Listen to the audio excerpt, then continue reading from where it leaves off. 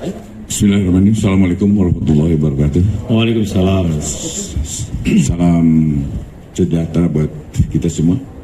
Pagi ini saya dapat kunjungan dari Pak Menteri Desa dan Pak Wamen serta Dirjen dan ada tenaga ahli staf dan staf khusus, di mana kami membicarakan bagaimana mensinergikan antara kejaksaan dengan Kementerian Desa, dan tentunya ini adalah dalam rangka mewujudkan apa yang menjadi cita-cita kita bersama dalam menjasakan desa. Untuk itu kami persilakan Pak Menteri untuk menyampaikan apa yang tadi kita bicarakan. Baik, terima kasih Pak Jaksa Agung Republik Indonesia. Assalamualaikum warahmatullahi wabarakatuh. Pagi ini kami lengkap dari Kementerian Desa dan PDT. Saya didampingi oleh Pak Wamen, Pak Sekjen, tadi Pak Dirjen, staf khusus, datang secara khusus ke Kejaksaan Agung Republik Indonesia dalam rangka melanjutkan kerjasama dan koordinasi selama ini. Jadi perlu kami sampaikan sebelum kami datang ke sini, beberapa bulan terakhir ini sebanyak kepemimpinan kami di Kemendes, luar biasa support dari Kejaksaan Agung Republik Indonesia, di mana ada aplikasi khusus dari Kejaksaan Agung Republik Indonesia, itu aplikasi Jaga Desa, di mana Jaga Desa ini adalah aplikasi yang sangat membantu para kepala desa untuk melaporkan secara langsung tentang persoalan-persoalan yang ada di desa. Dan ini bagian dari pembinaan sekaligus pencegahan terhadap hal-hal yang tidak kita inginkan terhadap pengelolaan dana desa yang kalau totalnya se-Indonesia sangat besar. Bayangkan selama 10 tahun terakhir dana desa itu ada 610 triliun.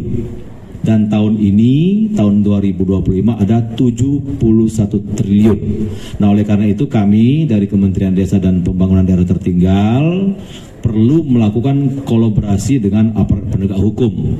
Karena bagaimanapun tangan kami tentu tidak sanggup secara sendirian untuk memastikan bahwa rupiah per rupiah dana itu benar adanya dimanfaatkan untuk kesejahteraan rakyat dalam rangka untuk implementasikan asta-cita Bapak Presiden Prabowo yang ke-6, yaitu membangun dari desa dan dari bawah untuk pemerataan ekonomi dan pemberantasan kemiskinan.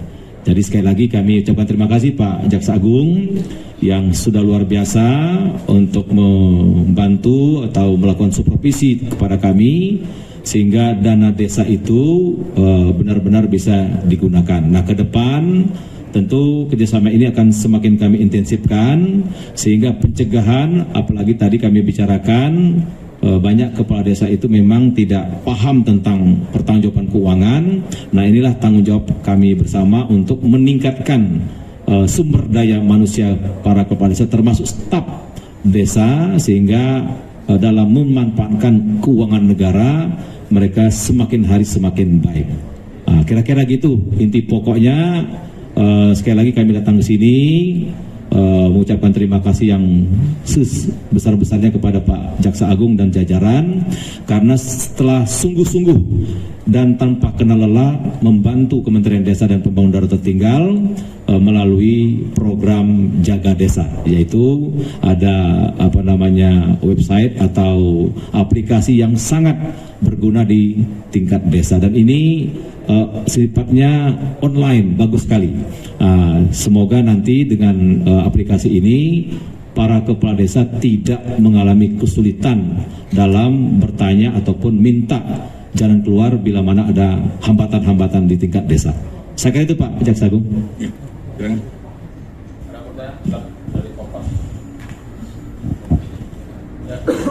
Siap, izin Bapak, saya dari kompas.com. Ini kan menanggapi, ini kan kemarin kalau tidak salah Pak Mendes juga sempat ke KPK ya Pak ya, untuk melaporkan adalah mungkin penyelewengan dana desa yang mungkin ujung-ujung itu digunakan untuk judol dan website fiktif kalau tidak salah. Pertanyaan saya, apakah mungkin hari ini kedatangan ke Kejaksaan Agung juga untuk mendalami hal yang sama atau mungkin seperti apa sih Pak? Lalu untuk mungkin dari Pak Jaksa Agung, tadi kan memang sudah disebutkan Pak, ini kan ada aplikasi ya. Tapi apakah dari Kejaksaan Agung itu nantinya atau saat ini sudah berjalan satgas khusus Pak untuk mengawasi lah penggunaan dana desa ini seperti apa? Lalu sedikit soal di luar soal acara untuk Pak Jaksa Agung secara khusus. Ini kan pajak kejaksaan kembali diminta untuk berkontribusi lah untuk mengawasi satu jalannya kementerian. Belakangan ini kan kejaksaan juga sedang mengusut kasus-kasus besar nih Pak, terutama soal BUMN. Tapi di akhir kemarin itu Pak Febri, bawahannya Bapak itu sempat dilaporkan ke KPK. Apakah mungkin dari Kejaksaan Agung itu sempat melihat itu, apakah ini akan mengganggu pelaksanaan proses penegakan hukum atau seperti apa sih Pak? Terima kasih. Ya, jadi terima kasih dari kompas.com. Betul, kami tadi juga mendiskusikan dengan Pak Jaksa Agung dan jajaran bahwa hasil evaluasi kami beberapa tahun terakhir, terutama tahun 2024, banyak penyimpangan dana desa, diantaranya ada oknum kepala desa yang menggunakan untuk judi online atau ada juga untuk kepentingan lain, ya, sehingga apa? Ya, tahun lalu bukan tahun sekarang ya. Atau ada website fiktif. Tadi juga kami bicarakan dan kami juga minta ini disupervisi atau didalami oleh pihak kejaksaan sehingga ada efek jera. Para oknum kepala desa itu tidak mengulangi dan yang belum melakukan jangan sampai melakukan. Inti pokoknya kami mohon support semua aparat penegak hukum, karena bagaimanapun kami hanya bisa menyampaikan temuan-temuan, tapi yang bisa memproses atau bisa mendalami fakta-fakta yang ada di lapangan itu tentu aparat penegak hukum. Jadi tadi kami sampaikan juga bahwa ini menjadi salah satu concern, dan yang paling penting rekan-rekan wartawan, karena atas arahan Bapak Presiden hasil dari rapat terbatas kabinet 2 minggu lalu, dalam waktu yang tidak lama akan ada koperasi desa merah putih. Nah, ini akan lebih banyak lagi dana masuk ke desa, akan banyak lagi usaha-usaha masuk ke desa. Ini juga kami sampaikan tadi, jangan sampai program yang bagus tapi disalahgunakan atau tidak direspon dengan baik oleh para kepala desa dan aparatnya. Jadi tadi kami sudah sampaikan juga, koperasi desa merah putih ini harus kita dukung 1000%, karena ini insya Allah bisa menciptakan bangun desa bangun Indonesia dan bisa merealisasikan Astacita ke-6 Bapak Presiden Prabowo. Itu yang kami sampaikan tadi. Terima kasih. Ya, jadi pada dasarnya pendampingan ini full kita kerjakan, dan baik dari segi preventif maupun represif. Jadi kita lakukan bagaimana mencegah terjadinya kebocoran, dan kalau ada kebocoran akan kita tindak. Itu yang akan kita lakukan. Yang tadi pertanyaan tadi nanti aja dengan Kak Puspen. Pendampingan tersebut untuk yang koperasi yang akan diluncurkan bulan Juli nanti. Iya pasti. Iya, semuanya. Pasti semua. Semua program yang ada di pemerintahan desa. Ya, selamat pagi Pak Menteri dan Pak Jaksa Agung. Saya Thomas dari Kumparan.com. Mungkin buat Pak Menteri, ini untuk tadi kan disebut kebanyakan yang udah termonitor itu yang di tahun lalu ya. Betul. Yang penyelewengan itu. Nah, boleh tahu nggak besaran dan angkanya itu berapa gitu yang terjadi di situ. Terus buat Jaksa Agung, mungkin ini kembali menyerempet keluar Pak. Dapat ada info kalau ada grup WhatsApp yang bernamakan Orang-Orang Senang itu yang diisi oleh para tersangka diduga korupsi minyak Pertamina. Itu benar adanya apa enggak Pak? Terima kasih.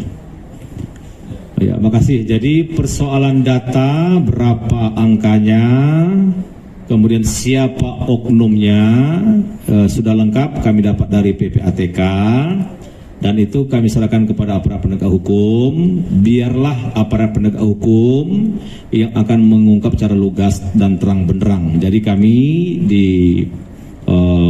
pihak yang meminta untuk aparat penegak hukum tentu sudah kami serahkan. Kami tidak akan menyampaikan secara detail nama kepala desanya siapa, berapa jumlahnya, di desa mana, bulan berapa dia melakukan perbuatan tidak benar itu. Semuanya sudah kami serahkan. Tinggal nanti mohon aparat penegak hukum lah yang akan kita minta untuk menelaah lebih jauh tentang perbuatan melawan hukum itu. Kira-kira gitu ya. Ya, mau dijawab. Tapi gini aja Pak.